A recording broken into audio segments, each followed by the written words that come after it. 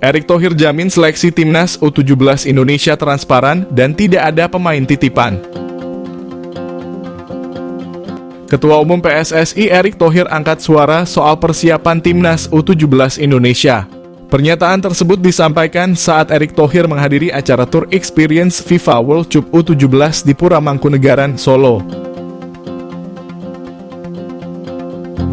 Acara di Solo tersebut jadi penutup rangkaian tur yang sudah berlangsung di 4 kota penyelenggara Piala Dunia U17. Erick Thohir pun angkat bicara soal persiapan skuad asuhan Bima Sakti di ajang Piala Dunia U17.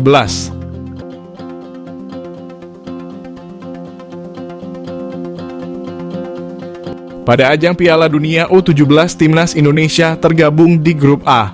Timnas U17 Indonesia bergabung dengan Ekuador, Maroko, dan Panama. Meski ketiga negara tersebut bukan kiblat utama sepak bola dunia, tetapi Timnas U17 Indonesia tetap tidak boleh meremehkan lawan-lawannya. Pasalnya, tim-tim di level U17 berpotensi lebih menakutkan daripada tim-tim dari negara-negara raksasa sepak bola macam Brasil atau Inggris. Erick Thohir menjamin bahwa seleksi Timnas U17 Indonesia transparan.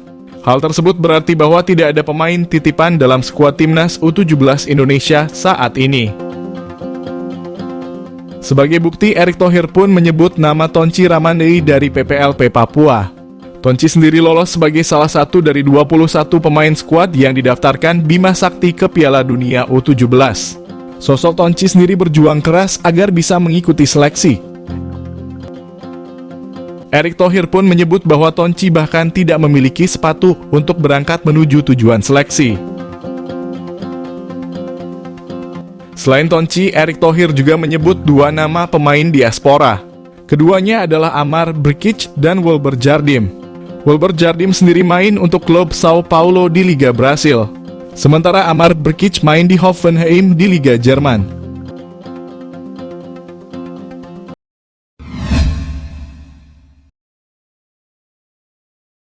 Striker andalan Shin Tae-yong di Timnas U17 Indonesia siap abroad. Penyerang Timnas U17 Indonesia Arkan Kaka ingin melanjutkan karier di luar negeri.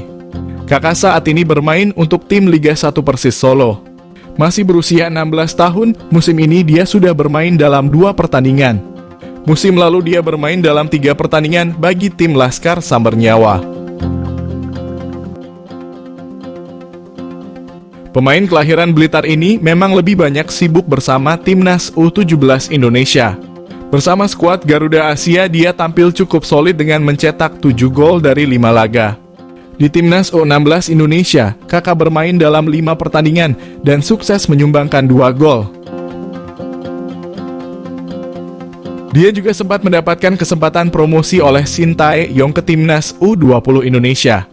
Pada langkah selanjutnya, dia membuka peluang untuk bisa abroad di masa depan.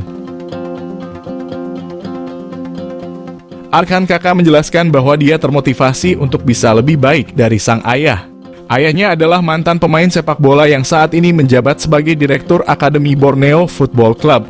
Salah satu yang dia incar adalah agar bisa bermain di luar negeri.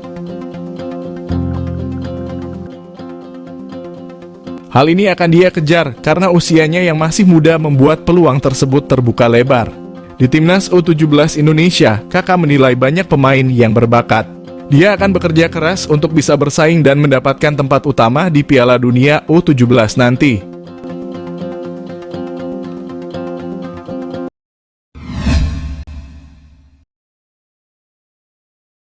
Tiga nama sedang diproses. Shin Tae-yong tumpuk pemain naturalisasi Timnas Indonesia di posisi bek.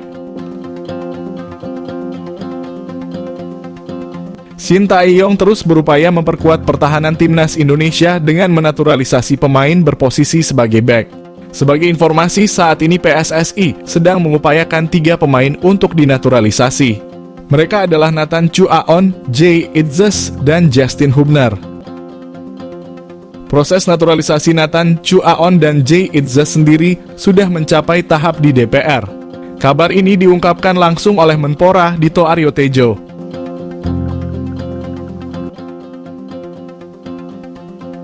Tak berselang lama, kabar mengejutkan diumumkan PSSI.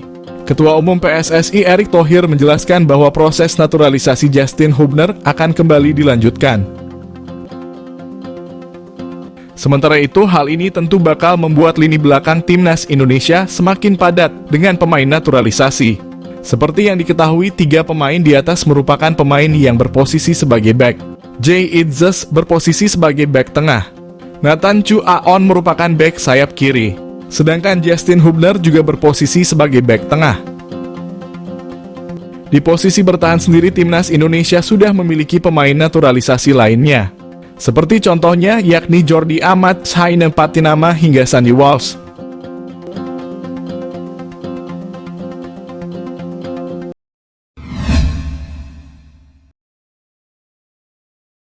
Menunggu eksperimen Shin Tae-yong pada pemain terbaik Asia Tenggara jadikan senjata rahasia timnas Indonesia.